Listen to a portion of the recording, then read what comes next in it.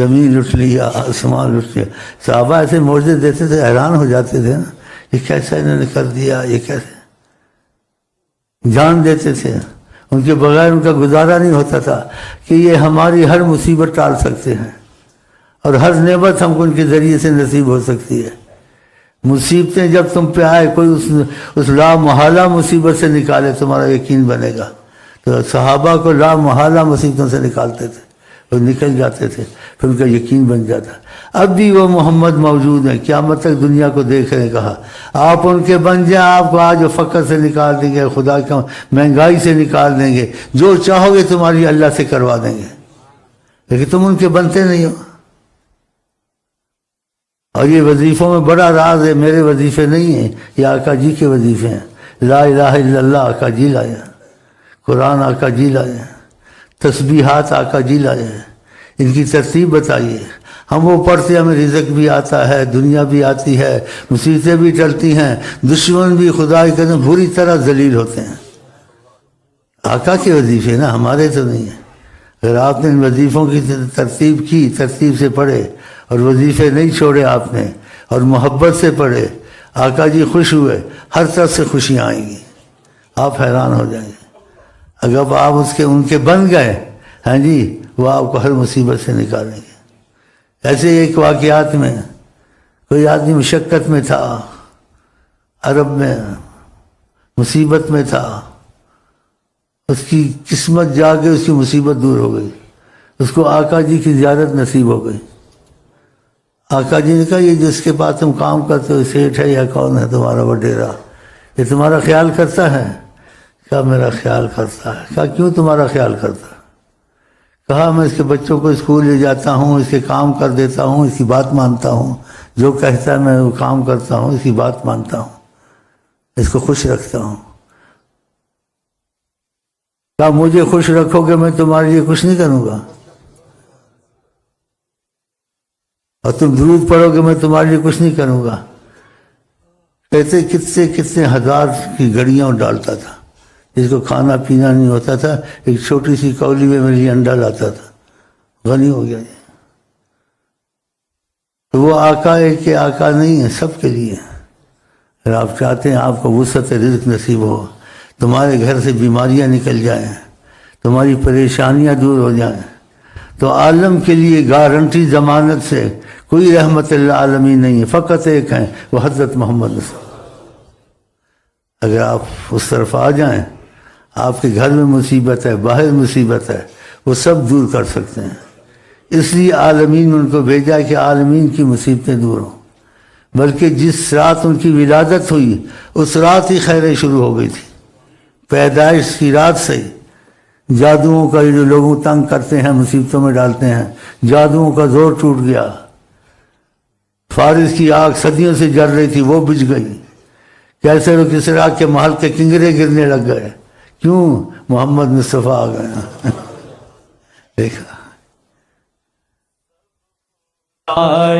تے سارا جہان لٹ لیا، سب کو دائی تے سارا جہان لٹ لیا.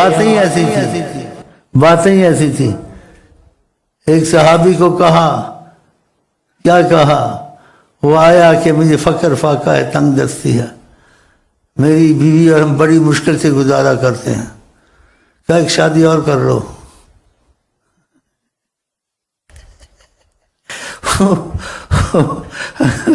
اس نے کہا اتنے بڑے آقا بات کر لی. پھر آ گیا، بولا اب بھی تنگ دستی ہے، پریشان ہے ہم. کہا ایک اور کر لو.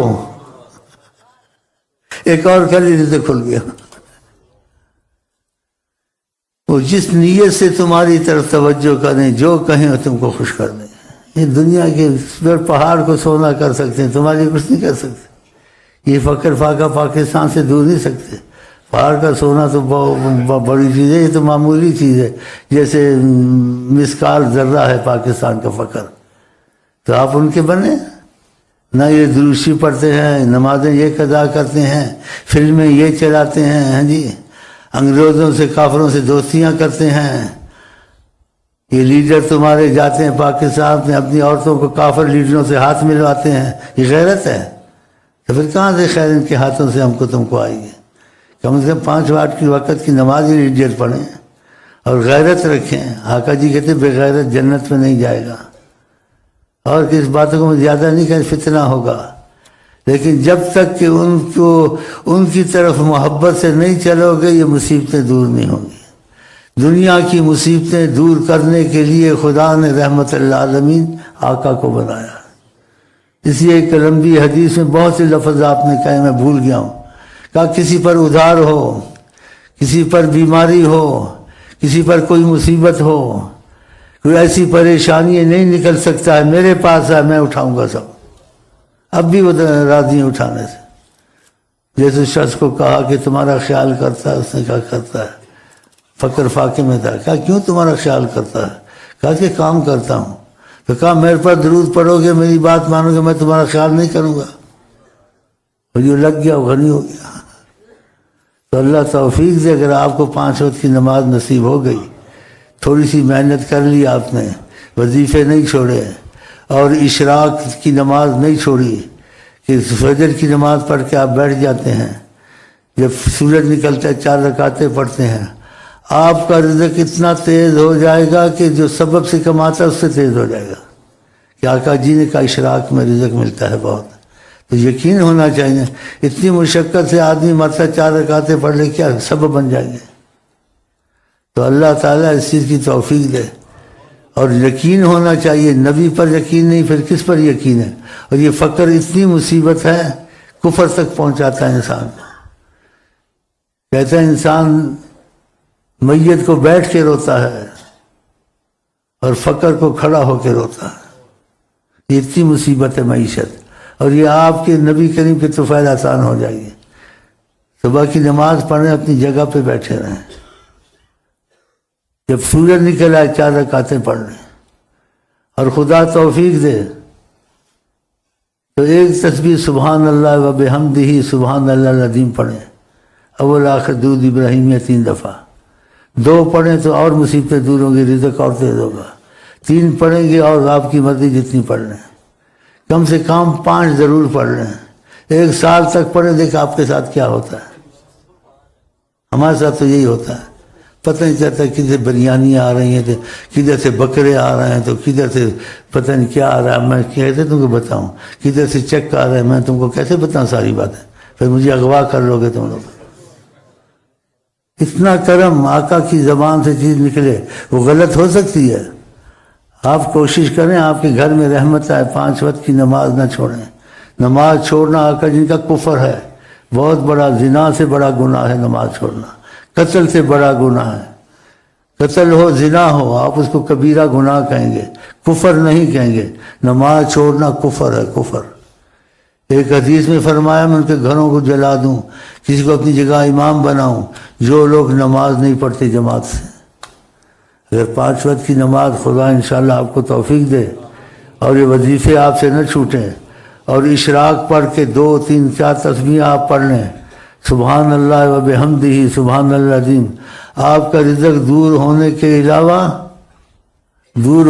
علاوہ مصیبتیں بھی بہت دور ہوں گی۔ آقا جی کے ایک کلام میں کہتے ہیں لفظ پورے ادا کرے، تو لفظ پورے میں ادا نہیں کر سکتا جو انہوں نے کہا ہے، تو اتنا تم کو مفہوم اس کا بتا سکتا ہوں آپ کے کلام شریف کا، کہ اللہ تعالیٰ سارے کائنات کو رزق اس تسبیح سے دیتا ہے، سارے کائنات۔ سبحان اللہ و بحمدہ سبحان اللہ العظیم۔ پھر اس کلمے کی تعریف کی آقا جی نے بہت، کلمتان حبیبتان الی الرحمن، یہ 2 جملے ہیں، کہا بہت چھوٹے چھوٹے ہیں، لیکن خدا ان جملوں سے بہت خوش ہوتا ہے کوئی پڑھتا ہے۔ کلمتان خفیفتان، بہت ہلکے جملے، بوجھ نہیں، آدمی آسانی سے پڑھ لیتا ہے۔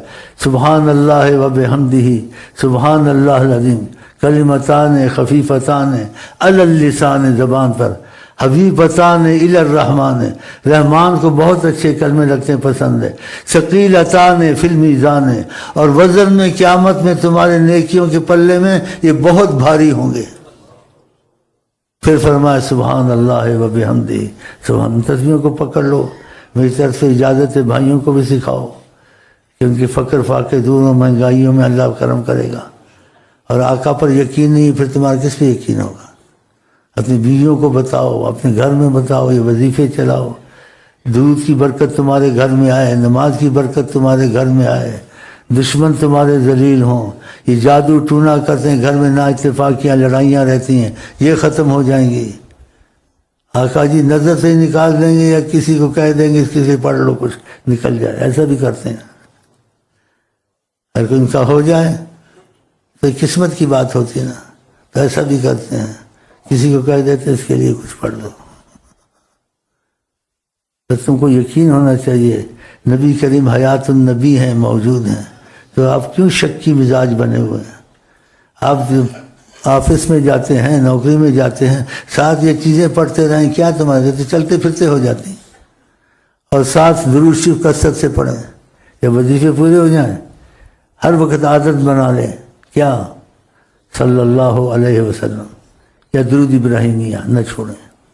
اگر یہ کثرت تم نے کی تو نبی کریم کی وہ جو حدیث ہے دوسری، اس سے آپ کو بے انتہا فیض پہنچے گا۔ جیسے ایک صحابی کو آپ نے فرمایا مجھ پر درود زیادہ پڑھو، اس نے کہا وقت نکالوں گا، ایک حصہ وقت نکالوں گا۔ آپ نے پھر اس کو کہا تیرے لیے اچھا ہوگا اگر زیادہ کر لے۔ اس نے کہا اور بڑھاؤں گا اور پڑھوں گا۔ آپ نے پھر کہا اور کر لو زیادہ، خیر الک، کہ تیرے لیے بہتر ہے، مجھ کو ضرورت نہیں ہے، اگر تو کر لے تو اچھا ہے۔ اس نے کہا جتنا وقت ہوگا درود شریف پڑھتا رہوں گا۔ تو آقا جی نے کہا اذن، اگر تو نے ایسا کیا جیسے کہہ رہا ہے، تکفی ہمک، جو بھی تجھے غم ہوگا خدا دور کر دے گا۔ گناہ سے مصیبت آتی ہے تو کہا تکفی ہمک، جو بھی تیرا غم ہوگا، پریشانی ہوگا، تکفی ہمک، خدا دور کرے گا۔ یغفر ذنبک، اگر جیسے گناہ ہو گیا، کوئی بھی گناہ ہو گیا، خدا تجھے معافی میں رکھے، گناہ کی سزا تجھے نہیں ملے گی، اس لیے تو نے ان کے حبیب پہ درود پڑھا ہے۔ ہاں، تو ایسی چیزیں چھوڑنی چاہیے۔ یہ پاکستان میں یہ چیزیں آقا نے کہی ہیں، اس کو پھیلانا چاہیے تاکہ مصیبتیں تم سے دور ہوں۔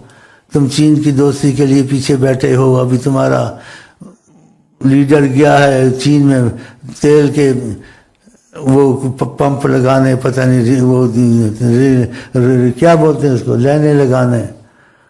تو شعر ہے کوئی کہ میں نے کہ ہم نے مانا تم غفلت نہیں کرو گے، لیکن جب تک تمہارے آنے تک ہم موت میں ہی چلے جائیں گے۔ آپ ان کے آسرے پہ بیٹھے ہیں، اور آپ کے پاس حضرت محمد مصطفیٰ موجود ہیں، حیات النبی ہیں، ساری کائنات کو دیکھتے ہیں۔ بتاؤ، تو شک نہ کریں، آقا کی کلام میں شک کرنا چاہیے۔